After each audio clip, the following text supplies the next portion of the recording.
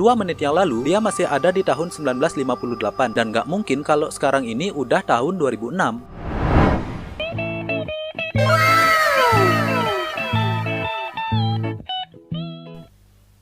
Halo semuanya, kembali lagi di channelku. Di video kali ini aku akan membahas tentang seseorang yang katanya berhasil melakukan time travel. Mungkin ada beberapa dari kalian yang bertanya, "Tir, kok bahas time travel lagi? Kemarin kan udah." Nah, jadi kemarin itu aku ngebahas tentang konsep time travelnya, sedangkan sekarang aku ngebahas tentang seseorang yang katanya berhasil melakukan time travel. Jadi buat kamu yang belum tahu, kemarin aku sempat bikin video yang ngebahas tentang konsep time travel dan apakah time travel itu nyata dan bisa dilakukan atau enggak. Buat kamu yang penasaran dan pengen nonton videonya, linknya udah aku taruh di kolom deskripsi. Oke, sekarang kita lanjut ke pembahasan utama dari video kali ini, yaitu seseorang yang katanya berhasil melakukan time travel.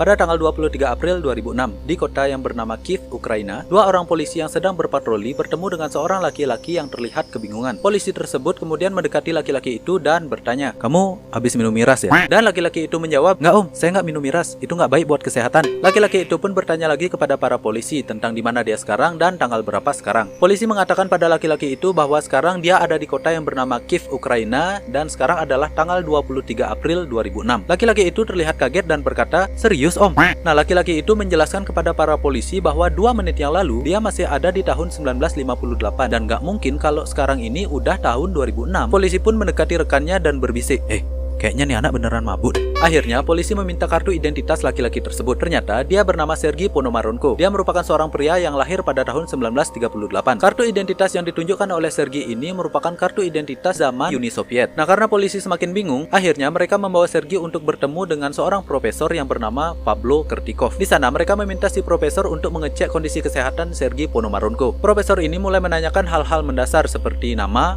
umur, asal, dan lagi mabuk atau enggak. Dan akhirnya Sergei pun mulai menceritakan tentang bagaimana dia bisa datang dari tahun 1958 ke tahun 2006 dalam sekejap. Sebelum tiba-tiba muncul di Kiev, dia sedang berada di tahun 1958 bersama tunangannya yang bernama Valentina Kuris. Ketika dia mencari-cari objek foto yang bagus, dia melihat sebuah UFO yang terbang di atas gedung. Dan dengan cepat, dia mengarahkan kameranya ke UFO tersebut lalu menekan tombol shutter. Tiba-tiba, dia sudah ada di tahun 2006. Karena si profesor dan para polisi terlihat tidak percaya, Sergei meminta si profesor untuk mencetak hasil foto yang ada di kamera yang ia bawa. Profesor itu kemudian menghubungi rekannya yang ahli dalam bidang fotografi yang bernama Vadim Posmer. Selama profesor ini menyelidiki kamera yang Sergei bawa, Sergei dibawa ke sebuah rumah sakit untuk dimintai keterangan dan juga untuk dirawat. Nah, ketika profesor ini bertemu dengan Vadim Posmer, profesor ini langsung menunjukkan kamera dan gulungan film yang diberikan oleh Sergei Ponomarenko. Vadim Posmer terlihat kaget. Dia menjelaskan kepada si profesor bahwa kamera dengan jenis ini sudah dihentikan produksinya pada tahun 1970 dan saat ini sangat sulit menemukan kamera jenis ini dengan kondisi yang masih baru, apalagi di tahun 2006. Kemudian akhirnya mereka melanjutkan untuk mencetak foto yang dikatakan oleh Sergei. Dan setelah menunggu beberapa saat, akhirnya foto yang dikatakan oleh Sergei pun muncul. Vadim mencetak 2 foto. Di antaranya, yang pertama adalah foto Sergei bersama tunangannya, dan yang kedua adalah foto UFO yang dikatakan oleh Sergei. Setelah melihat 2 bukti yang tidak bisa dibantah ini, profesor pun berpikir bahwa Sergei Ponomarenko bukanlah seorang pembohong. Kemudian profesor menyampaikan informasi yang dia dapatkan ini kepada para polisi, dan mereka memutuskan untuk menjenguk Sergei di rumah sakit. Tapi ketika mereka sampai di sana, Sergei Ponomarenko tidak ada di kamarnya. Dia menghilang tanpa jejak. Saat itu adalah tanggal 25 April 2006, yang berarti Sergei menghilang 2 hari setelah dia muncul pada tanggal 23 April. Untuk mencari tahu apakah Sergei kabur dari rumah sakit, polisi memeriksa rekaman CCTV yang ada di rumah sakit tersebut. Mereka menemukan bahwa terakhir kali Sergei memang masuk ke dalam kamarnya, tapi setelah itu Sergei tidak pernah keluar dari kamar itu. Polisi akhirnya melakukan pencarian di sekitar rumah sakit tersebut, namun tidak membuahkan hasil. Sekarang pertanyaan paling mendasar adalah bagaimana cara Sergei Ponomarenko ini kabur, karena pada kenyataannya jendela yang ada di kamar Sergei dipasangi besi yang tidak bisa dilepas, sehingga apabila dia mencoba kabur dari jendela, dia tidak akan bisa. Dan apabila dia mencoba kabur dari pintu utama, seharusnya dia terlihat di CCTV. Karena sudah kehilangan jejak, polisi memutuskan untuk mencari mantan tunangan Sergei yang bernama Valentina Kuris. Dan setelah beberapa hari mencari, orang yang bernama Valentina Kuris ini benar-benar ada dan masih hidup. Namun kondisi Valentina Kuris sudah cukup tua, karena kalau kita hitung dari tahun 1958 ke tahun 2006, itu adalah 48 tahun.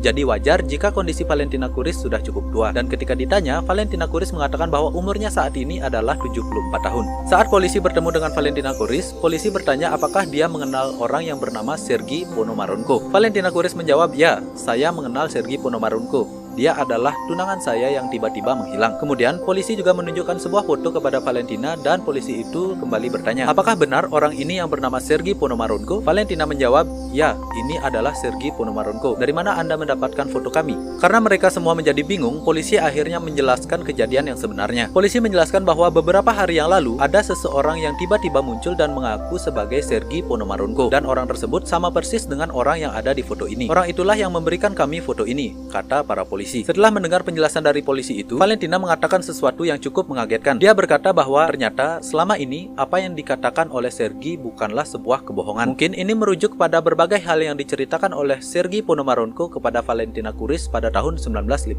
Kemudian Valentina Kuris menunjukkan sebuah foto kepada para polisi. Foto tersebut adalah foto yang sama persis dengan foto yang dimiliki oleh para polisi. Bukan hanya itu, Valentina Kuris juga menunjukkan sebuah foto yang sangat sulit untuk dipercaya. Ini merupakan sebuah foto di tempat yang sama pada tahun yang berbeda. Valentina berkata bahwa dia mendapatkan foto ini dari Sergei. Kepada Valentina, Sergei mengatakan bahwa dia mengambil foto itu pada tahun 2050. Sergei juga berkata kepada Valentina bahwa dia akan berusaha untuk kembali ke waktu aslinya. Semua yang ada di sana menjadi kebingungan karena tak ada satupun yang bisa menjelaskan tentang bagaimana ini bisa terjadi.